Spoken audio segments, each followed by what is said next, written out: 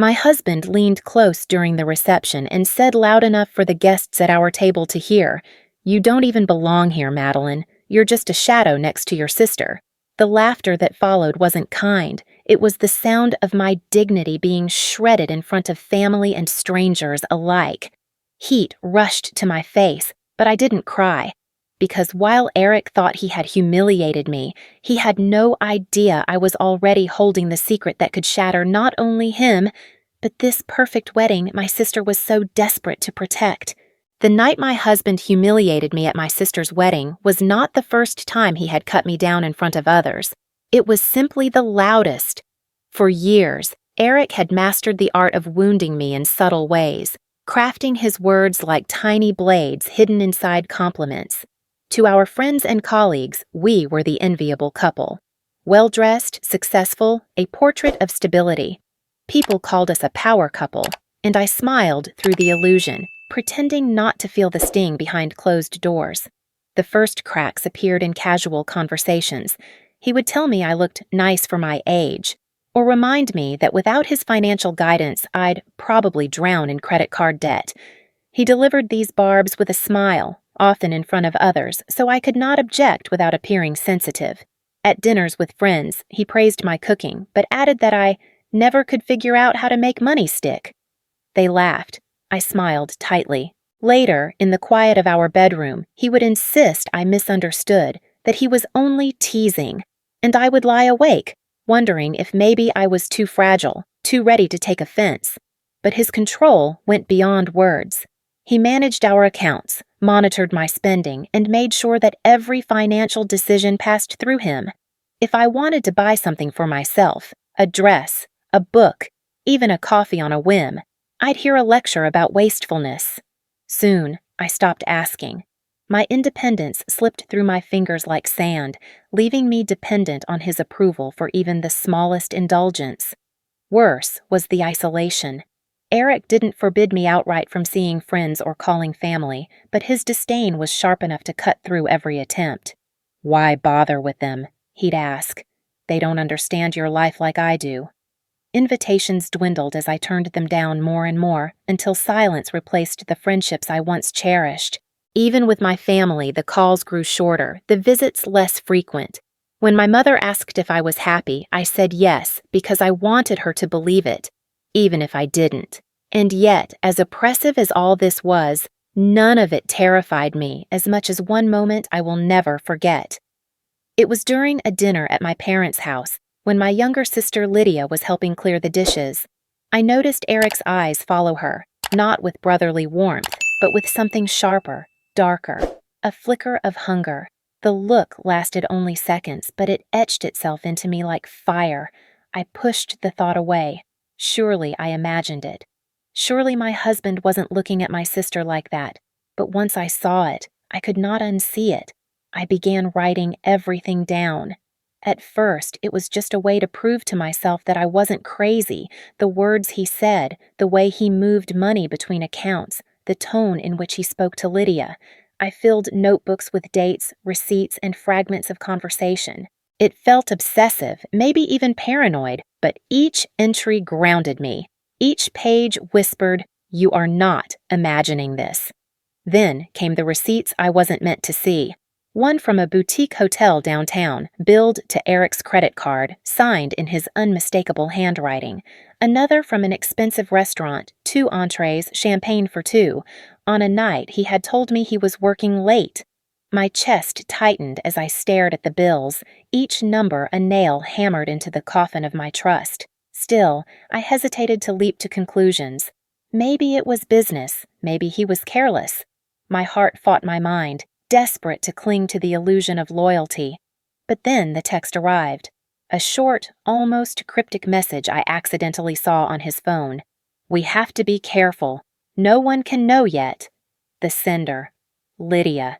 My blood turned cold. Why was my sister texting my husband like that? Why the secrecy, the caution? The words screamed betrayal, but a small part of me begged for another explanation. Perhaps it was about something else, something innocent. Yet deep down in the hollow of my chest, I knew. This wasn't just infidelity with a stranger. It was something far worse, a treachery rooted inside my own family. I wanted to confront her, to scream, but I held my tongue. Instead, I printed the receipt, copied the message, tucked them into my growing folder of evidence. My hands shook as I sealed the envelope. The truth was spreading like poison, and I was still pretending not to taste it. I had not only lost my husband, I was losing my sister. The message from Lydia haunted me like a whisper I couldn't silence. It replayed in my head at night, each word a blade slicing deeper. We have to be careful. No one can know yet. What did they mean by yet? The question clawed at me until I realized I couldn't just wonder anymore. I had to know. So I became a spy in my own home. I bought a tiny recording device, small enough to slip beneath the lamp on Eric's desk, where he often took his late-night calls. I told myself it was wrong, invasive, but then I remembered how he had invaded my mind, my independence, my trust. Justice demanded intrusion. The first night I recorded him, I lay awake, my heart hammering in my chest. His voice drifted through the thin walls, muffled but familiar. The next morning I replayed the file, my hands trembling. "You need to relax," he said softly. Then a pause. Lydia's voice, faint but unmistakable, crackled through the speaker. "I can't relax. What if she finds out?" My breath caught. She. They were talking about me.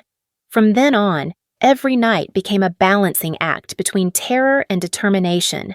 I recorded calls, screenshotted texts when Eric left his phone unattended, even slipped a camera into the living room disguised as a smoke detector. Each secret move made me feel like a stranger in my own body, but it was the only way to peel back their lies. One night, while Eric showered, I sat at his laptop. My pulse pounded as I slid in a flash drive. Folders opened, financial records, emails, travel itineraries. Then I froze at the sound of the bathroom door creaking. My fingers scrambled across the keyboard, closing windows, yanking the drive out just as he stepped into the room with a towel around his waist. "What are you doing?" he asked, suspicion narrowing his eyes. I forced a laugh. I couldn't sleep, thought I'd check emails for work. He stared at me for a beat too long, then shrugged. "Don't touch my files again. You wouldn't understand them anyway." The moment he turned away, sweat drenched my back. I had nearly been caught. But when I plugged the flash drive into my own computer later that night, my fear turned to cold clarity. Among the emails, I found messages between him and Lydia, words that made my stomach twist. "We need to plan for the baby. She can't know until after the wedding." The baby. It wasn't suspicion anymore. It was fact. My husband and my sister were expecting a child together. I wanted to scream, to tear the walls down, but I pressed my hand over my mouth and forced myself silent. If the truth erupted now, it would scatter like ashes, impossible to control. No, I needed to hold it, contain it, and unleash it when the world was watching. If this secret exploded at Lydia's wedding, it wouldn't just scorch them. It would burn everything they had built. But secrets alone weren't enough. I needed allies. Quietly, I arranged a meeting with a lawyer. Sitting across from her polished desk, I slid the folder of evidence toward her. She flipped through it, her eyes sharpening with each page. "This is strong," she said finally. "Do you want to proceed?" "Not yet," I whispered. "I need timing. When I move, it has to be final. I can't afford mistakes." She nodded, understanding. She didn't push. That alone made me trust her. Next, I reached out to an old college friend, a journalist who now worked for a respected outlet. Over coffee in a discreet corner, I laid out only enough to pique his interest. He leaned back, brows raised. "If what you're saying is true, this is more than a scandal. It's a headline. Call me when you're ready to set it on fire." That promise sat in my pocket like a match, waiting for the strike. Meanwhile, I built my escape. I opened a bank account under my maiden name, stashing away small amounts of cash so Eric wouldn't notice. I sold jewelry he had given me, gifts that now felt like chains, and turned them into liquid freedom. And in the quiet moments, when I needed strength, I went to see my mother.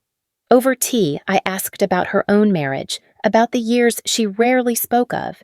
Her gaze softened, distant. Your father was a man who loved power more than people. I learned too late that I had given him too much of mine.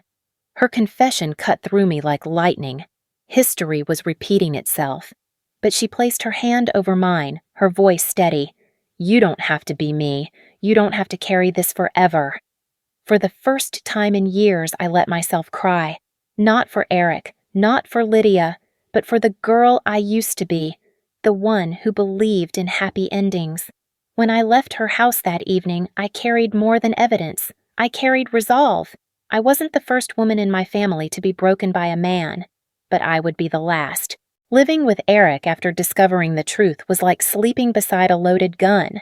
Every meal, every glance, every touch was sharpened by knowledge he didn't realize I had. We still sat together at dinner, forks clinking against plates, pretending nothing was broken. I laughed at his dry jokes, nodded at his stories, even leaned in when he kissed my cheek before bed. To him, I was still the obedient wife, pliant and docile. But beneath my smile, rage coiled tight, waiting for release. The nights were worse. I lay beside him, eyes open in the dark, listening to the steady rhythm of his breathing. Sometimes I studied the silhouette of his face, remembering the man I had once loved so fiercely. There were moments when my chest ached with confusion. Why do I still feel something for him after everything? It wasn't love anymore, not really.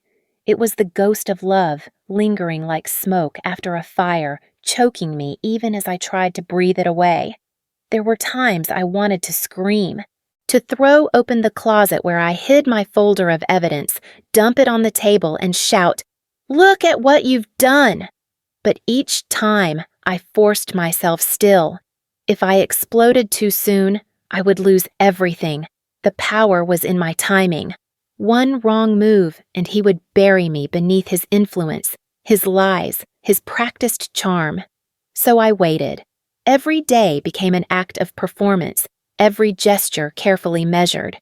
I poured his coffee in the morning, smiled when he criticized my spending, laughed at his cruel jokes at parties. Inside, I counted the days. Lydia's wedding was approaching, and with it, the stage I needed. Not just any confrontation would do. It had to be public, undeniable, unforgettable. I whispered to myself at night, a mantra that kept me steady. Wait. Just wait. The wedding will be your stage, and when the curtain rises, they won't see it coming. But patience wasn't just about endurance. It was about preparation. To play the long game, I had to understand my enemies. Eric was easy to read once I stripped away my illusions. He was driven by 3 hungers: money, reputation, and control. He preened in public, desperate to appear successful, adored, untouchable. Yet beneath his polished exterior lay a man terrified of being exposed. Every cruel word, every calculated restriction he placed on me came from that fear. He needed me small so he could feel large. He needed to control me because he could not control himself. Lydia was more complicated. My little sister, sweet, innocent Lydia, or at least that's who she had once been. Somewhere along the way, envy had curdled her heart. I began to see it in her eyes whenever we were together, the way she bristled at my success, the way her compliments dripped with hidden barbs. She didn't just want happiness, she wanted mine. Stealing Eric wasn't only about desire. It was about erasing me, proving she could live the life I had, but better. I began to watch them both like a scientist studying specimens. Eric's phone calls always came late when he thought I was asleep. Lydia's texts arrived in patterns, her words timid but hungry. I logged every detail, the times, the phrases, the shifts in their tones. Soon, I had a map of their affair, a timeline of betrayal. Then came the discovery that nearly broke me. As I combed through Eric's financial records again, I found transfers, large sums of money quietly moved from our joint account into one Lydia had opened months earlier. Jewelry, medical expenses, private doctor visits. It wasn't just dinners and hotel rooms. He was funding her pregnancy, their future, with money that belonged to me. My hands shook as I scrolled through the statements. My savings, my work, everything I had trusted him with was gone, siphoned into a life I had no part in. They hadn't only stolen my marriage, they were bleeding me dry, stripping me of my financial blood. I sat in the kitchen, staring at the cold light of the laptop screen, feeling the weight of the betrayal crush down on me. For a moment, I wanted to collapse. But then something fierce rose inside me. If Eric thought he could destroy me with my own resources, he was wrong. That money was gone, but my power was not. I still held the truth, and the truth was more devastating than any check he could write. Closing the laptop, I exhaled slowly, steadying myself. They believed they had taken everything, but they hadn't seen what I was building in silence. They hadn't seen me transform. They thought they had stolen my heart. But now I knew. They had drained my veins, stolen my blood, and used it to nourish their secret child. And when that truth came to light, it would drown them both. The night of Lydia's wedding shimmered with chandeliers and laughter. Strings of fairy lights draped across the ceiling, violins played softly in the corner, and waiters glided through the crowd with trays of champagne. Guests whispered about how beautiful the bride looked, how elegant the ceremony had been, how perfect this union appeared. I stood among them, smiling faintly, my hands steady even as my heart pounded with the weight of everything I carried. Eric's arm slid around my waist, his grip deceptively affectionate. He leaned down, lips close to my ear, and whispered just loud enough for others at our table to hear, "You're fading, Madeline.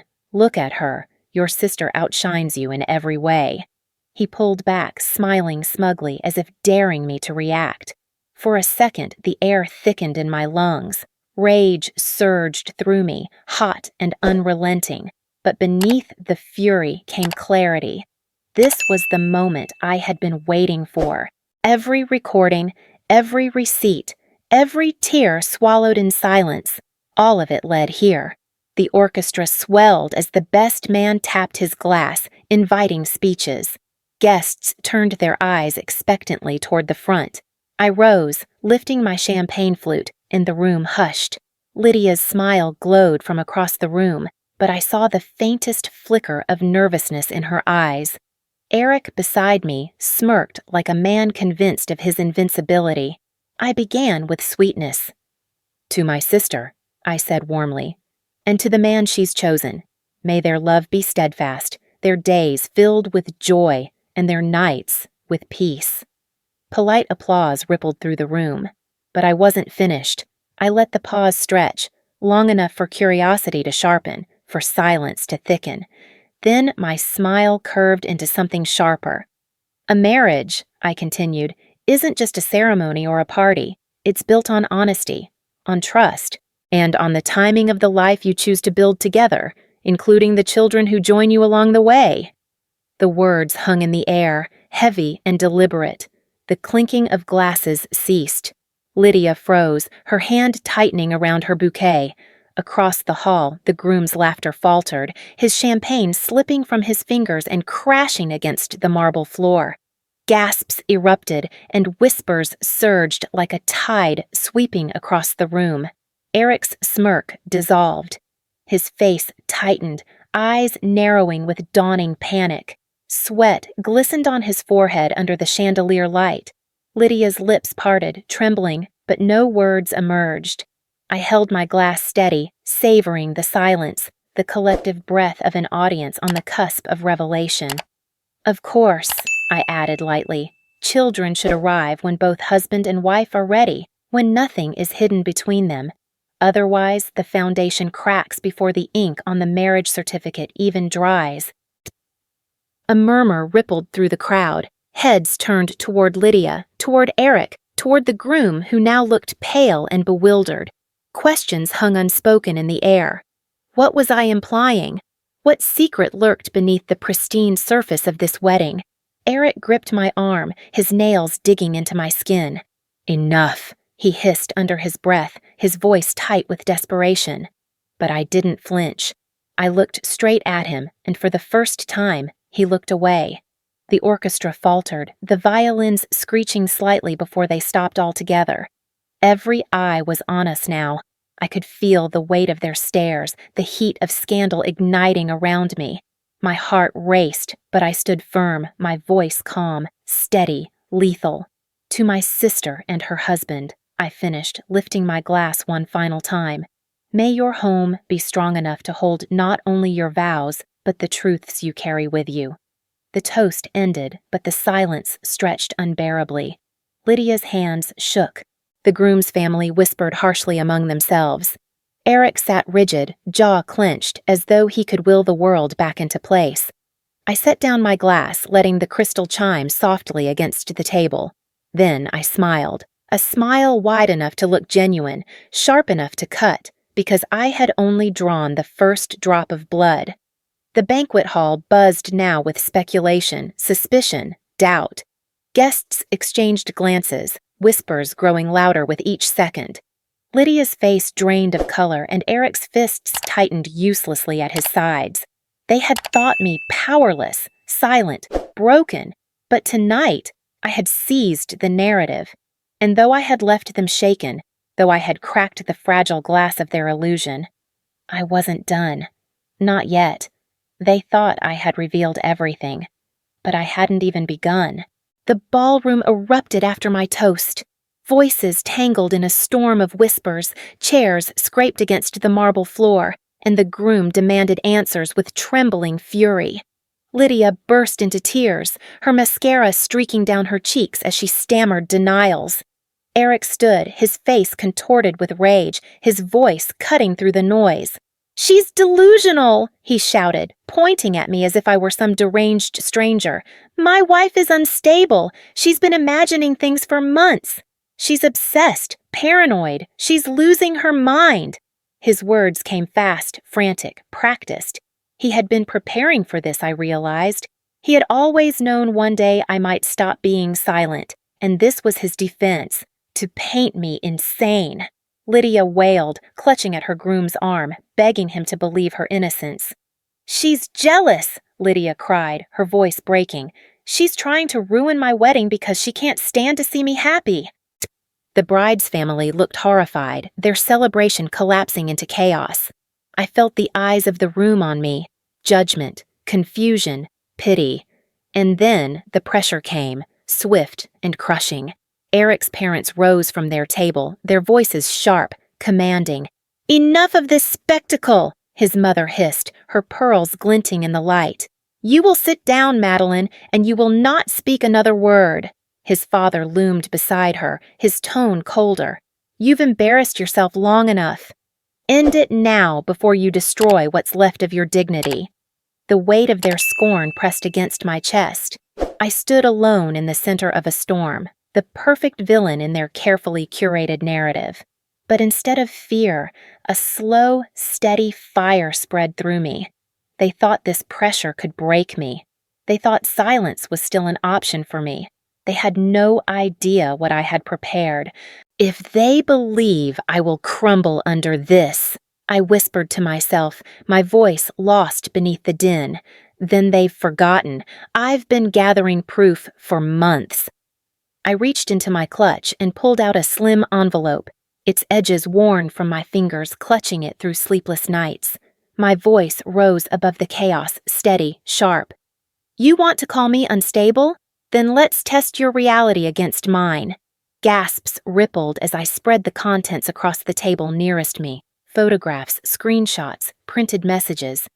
The crowd surged forward like moths to flame. One by one, the whispers changed.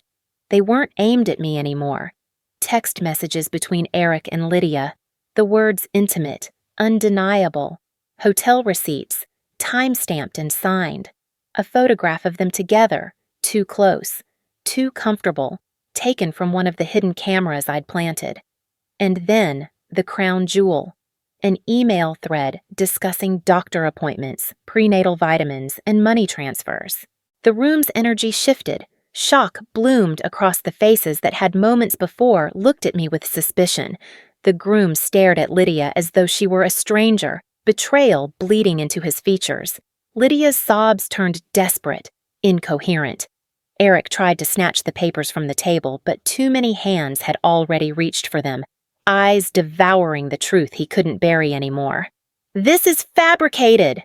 Eric roared, his voice cracking. "She's sick! She made all of this up!" But the tremor in his tone betrayed him. And then, unexpectedly, a new voice rang out. Deep, steady, familiar. Eric's own brother stepped forward, his expression grim. "No, Eric, she didn't make it up. You've been bleeding Madeline dry for years. We all know it. You siphoned her money into accounts you didn't want her to see. I warned you this would catch up to you." The room went still. Eric froze, his mouth hanging open, betrayed by his own blood. His parents stared at their son, horror etched on their faces. In that moment, I no longer had to fight to prove myself. The tide had turned. What began as defense had shifted into offense, each piece of evidence, each unexpected ally driving Eric deeper into the quicksand of his own making. The harder he struggled, the faster he sank.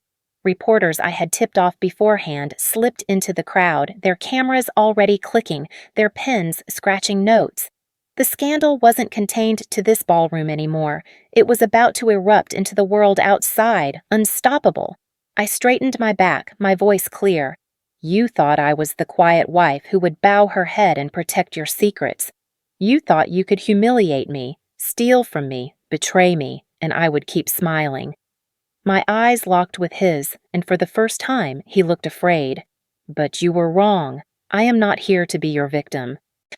Gasps rose again, but this time they were laced with admiration, with shock at the audacity of a woman refusing to be erased.